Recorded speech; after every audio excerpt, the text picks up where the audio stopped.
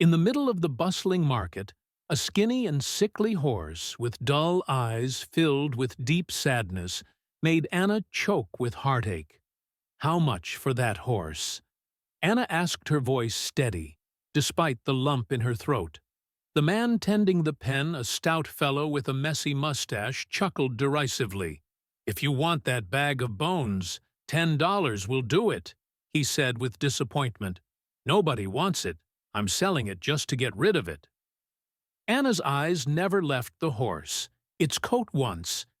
Sleek was dull and marred with scars. Its head hung low, but its eyes held something she couldn't ignore.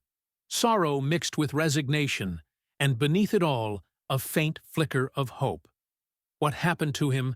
Anna pressed. "They say he was a champion once years ago," the man replied with a shrug. "But look at him now, too old to face, too scared to work." Her breath caught as she stared at the animal. The horse reminded her of her father, Mitch, carving a wooden horse, his voice soft but certain. VAR was strong but proud. Victor didn't understand him. You can't push a horse like that too hard or it'll break. But if you listen, he'll give you everything. Anna's chest tightened. Could this truly be Varric? She had no doubt the scars, the color, the faint tilt of his head. Everything aligned without hesitation. She reached into her pocket and pulled out the money she had. It wasn't enough. Desperate, she turned to the seller and pleaded, "I don't have the full amount now, but I can come back with the rest. Please let me take him." The man sighed, visibly impatient, but relented. "Fine, but make it quick. I don't have time for charity cases." Anna carefully led the horse out, using a makeshift rope as a bridle as she stroked its neck. Gently, she whispered, "I'll call you Coco to endure so much, and still be here that takes a strong spirit."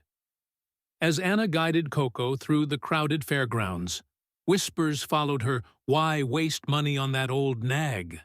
Anna ignored them, her focus entirely on Coco. The horse stumbled slightly, and Anna instinctively reached out to steady him.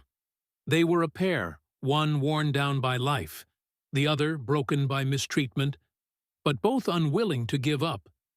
By the time they reached her small cottage, the sun had dipped behind the mountains. Casting a warm orange glow, Anna tied Coco to a post outside and fetched water and a blanket as the horse drank. She gently ran her hands over his scars. "You're not broken, Coco," she murmured. "You just need someone to believe in you again." She hopes that the horse will be like her, going through many hardships, but not giving up. At 22, she had neither the luxury nor the time to feel young. Life had been unkind since her father Mitch passed away, followed shortly by her mother. The weight of the family's debts had fallen squarely on her shoulders each morning. Anna rose before the sun, certain the day ahead held nothing but back-breaking work and just enough money to scrape by. Even her job at Mr. Roberts' ranch rarely provided a full meal or the means to fix the tin roof of her small home, which threatened to collapse with every passing storm. Nights often found her staring at the starry sky from her tiny porch, wondering if life would always be this harsh. Yet in the quiet hours of solitude, Anna found a strange comfort in the stories her father used to tell. Mitch, a man of noble soul, had been a legend in their small town, known for his skill with horses and unwavering integrity. But the memory of her father, while comforting, often brought pain. Grief didn't pay debts or fill an empty stomach the day she found Coco. Though was different. For the first time in years, Anna felt something stir, a hope as fragile and battered as the horse itself. The next morning, as Anna opened the door, she saw Coco standing still, his head drooping, eyes half closed. The food she had left untouched lay at his feet. "Well, looks like we've got a long road ahead of us," she murmured, stepping toward him slowly, careful not to make any sudden moves. The horse flinched, taking a step back, his body tense as if bracing for something bad. Anna stopped, raising her hands gently. "Lie," "I'm not going to hurt you, Coco," she said softly. "I promise." That moment made her realize how much work lay ahead. It wasn't just about feeding him or providing a safe place to stay. Coco was broken in ways that went beyond the physical healing. Him would require more than just basic care. Over the next few days, Anna observed him closely, paying attention to every movement and reaction in her SP time. She scoured the town library for old books on horse care. Even though most of them were tattered and hard to read, she also sought advice from Mr. Theodore, a retired veterinarian who lived on the outskirts of town. "That horse you brought home, the one everyone says is a lost cause?" Mr. Theodore asked, adjusting his glasses. "Yes, that one," Anna replied. Ignoring his skepticism, "I need to know how I can help him. I don't want him to live in fear." Mr. Theodore sighed, settling back into his creaky wooden chair. "A horse like that doesn't just have scars on its body. It's got them on its soul, too. It's going to take time, patience, and, well, more time." Though his words were discouraging, they strengthened Anna's resolve.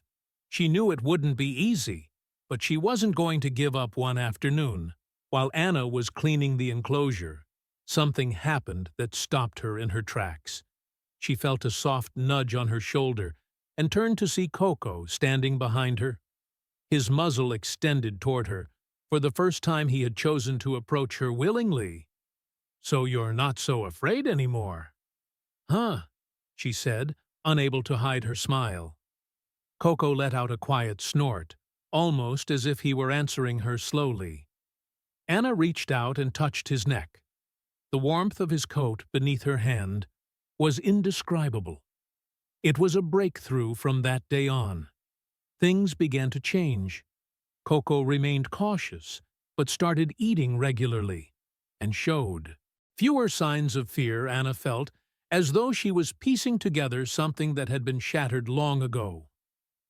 One afternoon, while Anna was buying grain at the local store, she overheard two older men speaking in hushed tones, though they tried to be discreet. The name Victor immediately caught her attention. "Do you remember that?" Jockey asked one, adjusting his hat. "Victor, the one who ruined his own horse during the race against Mitch?" The other replied with disapproval. "How could I forget, they say. The horse was never the same." After that, curious Anna approached them cautiously. "Excuse me for interrupting, but what do you know about that story, about Victor and his horse?" The men exchanged surprised glances before one decided to speak. "If you're Mitch's daughter, you probably already know part of it. It was years ago, but people here remember it like it happened yesterday. Your father and Victor were rivals, though as different as night and day." That night, their words lingered in Anna's mind. Determined to learn more, she visited Mrs. Clara, one of the village elders, and a witness to many of Mitch's legendary races. Mrs. Clara lived in a small, weathered house surrounded by potted flowers. She welcomed Anna with a warm smile and a curious look. "Anna, what brings you here, dear?" "I want to know more about my father." "Mrs. Clara, about Victor and his horse." The old woman sighed deeply, as though unearthing memories buried for years. "Ah, yes, Varick, that was his name before a magnificent horse strong like few others.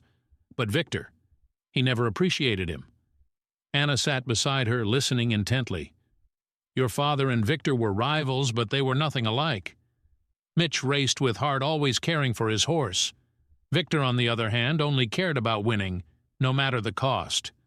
The race everyone remembers was the one that ended Var's career, or as you call him now." Coco, Mrs. Clara, paused, her gaze lost in the past. That day, Victor pushed Var to his absolute limit, forcing him to run, until he couldn't anymore when your father crossed the finish line. First, Victor was furious. He didn't blame his ambition or lack of care. He blamed the poor horse. Anna clenched her hands, a mixture of sadness and anger. Rising within her what happened to after that, he sold Varric not long after treating him like a broken object with no value. Many of us stopped respecting him as a jockey. That day, Victor never understood that you can't win everything. By force, his ambition destroyed him and Varric paid the price as Anna walked home. The story replayed in her mind. She now understood why Coco was so fearful, why his body bore scars both seen and unseen reaching the corral. She found him standing quietly under the starry sky as though reflecting on something too. "Coco," she whispered as she approached him slowly, "I understand now why you are the way you are, but I promise you this, I won't abandon you." Like he did. Coco turned his head toward her, his dark eyes shining in the moonlight. Anna extended her hand and gently touched his neck. "Your story doesn't end there. Not as long as you're with me." In the days that followed, Anna and Coco grew closer. Though the village gossip continued, Anna no longer let it weigh her down to her. Coco was more than a horse, he was a symbol of resilience, second chances, and everything her father had stood for one afternoon as the sun bathed the corral in golden light. Anna worked on repairing a fence damaged in the last storm. Though tired, she felt a sense of arm each day spent with Coco was a small victory, a reminder that her efforts were worthwhile. Her peace shattered when the sound of an old truck echoed nearby. Looking up, she saw a dusty vehicle pull up in front of her property. A man stepped out, his hat perfectly positioned his steps, confident, his expression a mix of arrogance and calculation. "Good afternoon," he said, his tone far from friendly. Anna put down her hammer and wiped her hands on her apron before replying, "Afternoon, can I help you?" The man smirked faintly, his eyes cold. "My name is Victor. Maybe you've heard of me." The name hit Anna like a thunderclap. She had heard it countless times, always tied to her father's legacy, and now to Coco. "Yes, I've heard your name," she replied cautiously, striving to remain calm. "But I don't understand what brings you here." Victor stepped closer, his gaze wandering to the corral where Coco stood, his head raised curiously. "I came to reclaim something that belongs to me." A chill ran down Anna's spine, though she refused to show it. "I don't know what you're talking about." "I'm talking about that horse," Victor said, motioning casually toward Coco. "He's mine, and I've come to take back." Anna clenched her fists, anger rising like a tide. "Coco isn't yours. I bought him at an auction months ago. If he abandoned the horse years ago, he has no right to claim it now," Anna said firmly, her voice steady, despite the turmoil inside. Victor let out a low, mocking laugh, his expression dripping with disdain. You poor girl, you clearly don't understand how things work. I have the papers proving that horse is still mine. Sure, I made the mistake of selling him to someone too naive to handle legalities, but those documents never officially changed hands legally. Coco is still mine." Anna stared at him, her disbelief. Evident she knew the auction where she'd bought Coco hadn't been entirely legitimate. But she never imagined it would come back to haunt her. "So what do you want from me?" She asked, her tone firm, even as her pulse quickened. Victor stepped closer, a smirk tugging at the corners of his mouth. "I want my horse back, and if you're not willing to hand him over, I have connections, people who can make your life very difficult. What's it going to be, Anna? Cooperation or a fight?" Her name on his lips startled her. "How do you know who I am?" Victor smiled again, this time with a blend of malice and triumph. "When I heard my old horse was in the hands of some young woman in this town, I did my research. Imagine my surprise when I found out you're Mitch's daughter." A lump formed in Anna's throat. "But she kept her composure, and what does that have to do with this?" she asked. Victor's voice turned sharp, laced with bitterness. "Everything. Your father humiliated me, destroyed everything I built in my career. I never got the chance to make him pay, but now I have an opportunity to right that wrong. I don't just want my horse back. I want to see you fail, just like your father made me fail." Victor's words struck hard, but Anna stood tall. "My father won because you failed to care for your horse. That wasn't his fault, nor mine. If you think you can scare me, you're wrong." Victor handed her an envelope. "These are the legal papers. If you don't return the horse within a week, I'll see you in court. Good luck, little girl." Anna watched him leave, the weight of the envelope in her hands. Almost unbearable, Coco stood by the corral, his eyes reflecting concern. Anna approached, placing a comforting hand on his neck. "I won't let him take you," she whispered. "I'll fight for you and everything you mean to me." That night's sleep eluded her. The envelope on her table was a constant reminder of the uphill battle ahead. As dawn broke, she resolved to fight, knowing this was about more than just a horse. It was about standing her ground and honoring the values her father had instilled in her.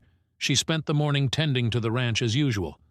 But when she returned home, the town's gossip reached her door.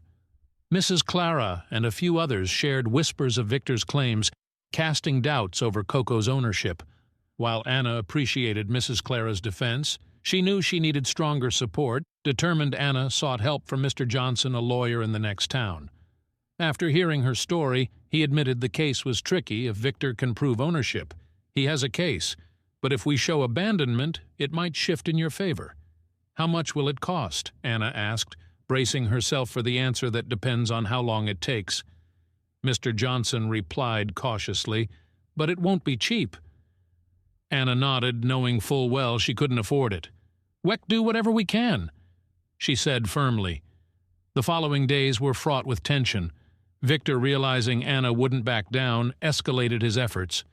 He hired men to linger near her property, intimidating not only Anna, but the few neighbors brave enough to support her one evening. Anna discovered Coco's corral damaged, its wooden beams splintered and broken, though Coco remained unharmed. The message was clear: she wasn't safe even in her own home. Amid the turmoil, there was a glimmer of hope. Coco's story began to attract attention. Beyond the village, a local animal welfare organization reached out to Anna.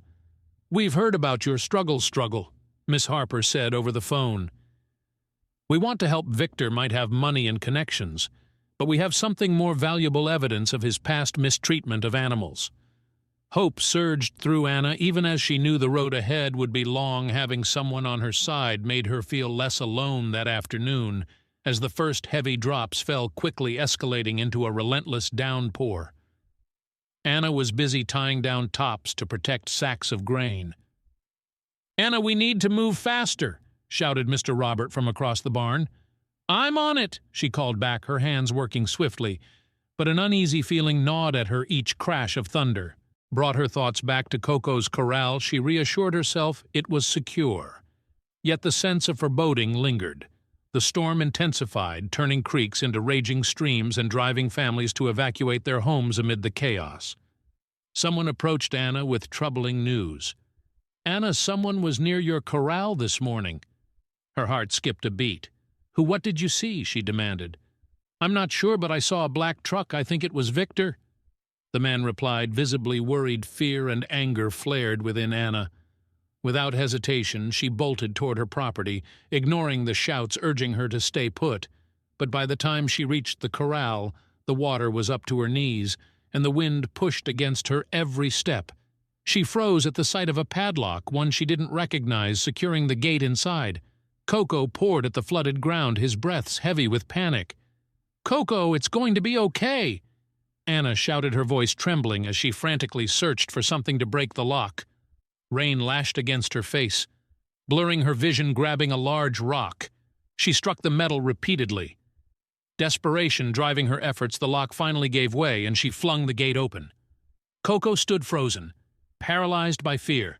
"Come on, Coco. You have to move," she pleaded, her voice cracking slowly. She stepped closer, extending her hand toward his neck. Her voice softened, steady despite the chaos. "Trust me," she whispered, her breath labored. "I won't leave you." As if understanding her words, Coco took a tentative step forward, then another, until he finally followed her out of the corral into higher ground. Exhausted, Anna collapsed to her knees. Coco remained by her side, lowering his head as if shielding her from the storm. From a distance, a small crowd of villagers had gathered, watching the dramatic rescue. Among them was Mrs. Clara, tears streaming down her face. "That girl's braver than all of us combined." Someone murmured, "I can't believe Victor would stoop so low." Another said word of Anna's heroic act, and Victor's cruelty spread quickly through the village. as the storm began to subside. Anna guided, brought her thoughts back to Coco's corral. She reassured herself it was secure. Yet the sense of foreboding lingered. The storm intensified, turning creeks into raging streams and driving families to evacuate their homes. Amid the chaos, someone approached Anna with troubling news. "Anna, someone was near your corral this morning." Her heart skipped a beat. "Who? What did you see?" she demanded. "I'm not sure. But I saw a black truck. I think it was Victor," the man replied, visibly worried. Fear and anger flared within Anna. Without hesitation, she bolted toward her property, ignoring the shouts urging her to stay put. But by the time she reached the corral, the water was up to her knees, and the wind pushed against her every step. She froze at the sight of a padlock, one she didn't recognize. Securing the gate inside, Coco poured at the flooded ground, his breaths heavy with panic. "Coco, it's going to be okay," Anna shouted, her voice trembling as she frantically searched for something to break the lock. Rain lashed against her face, blurring her vision, grabbing a large rock. She struck the metal repeatedly, desperation driving her efforts. The lock finally gave way, and she flung the gate open. Coco stood, frozen, paralyzed by fear. "Come on, Coco, you have to move," she pleaded, her voice cracking slowly. She stepped closer, extending her hand toward his neck, her voice softened, steady, despite the chaos. "Trust me," she whispered. Her breath labored. "I won't leave you." As if understanding her words, Coco took a tentative step forward, then another, until he finally followed her out of the corral and to higher ground. Exhausted, Anna collapsed to her knees. Coco remained by her side, lowering his head, as if shielding her from the storm from a distance. A small crowd of villagers had gathered, watching the dramatic rescue. Among them was Mrs. Clara, tears streaming down her face. "That girl's braver than all of us, combined," someone murmured. "I can't believe Victor would stoop so low." Another said word of Anna's heroic act, and Victor's cruelty spread quickly through the village as the storm began to subside. Anna guided Coco back to the corral. Now waterlogged and muddied, despite the chaos, the horse appeared calm, as if the ordeal had strengthened their bond, while Anna carefully cleaned his legs and dried him with an old blanket. Her mind replayed the recent animal to a symbol of resilience. One special day, Anna took Coco to the wide-open fields that bordered the town, a place her father Mitch had once used to train his horses. It was also where she had spent countless childhood afternoons dreaming of a brighter future. As she released the reins, she watched Coco take off his hooves, pounding the earth with strength and grace. Each stride seemed a celebration of his newfound freedom. Standing at a distance, Anna watched as the sun stretched her shadow across the grass. For the first time in years, she wasn't dwelling on what she had lost, but marveling at what she had gained: a new family in the horses she cared for, a clear purpose, and the knowledge that she was walking in her father's footsteps. Wow, what a powerful story. Right? Anna's determination to give Coco a second chance speaks to the strength of the human spirit when faced with adversity. And Coco's transformation shows us that even the deepest wounds, whether physical or emotional, can heal with kindness and patience. It's a beautiful message, but it's also a call to action. Animal neglect and abuse are very real problems. Coco's story might not have happened, but similar stories unfold every day. If you ever see an animal in need, remember that your actions, no matter how small, can make a huge difference. What about you? How did this story make you feel? Share your thoughts in the comments. I'd love to hear them. And if this story moved you, please like, share, and subscribe to help spread its message. Until next time, stay kind and take care.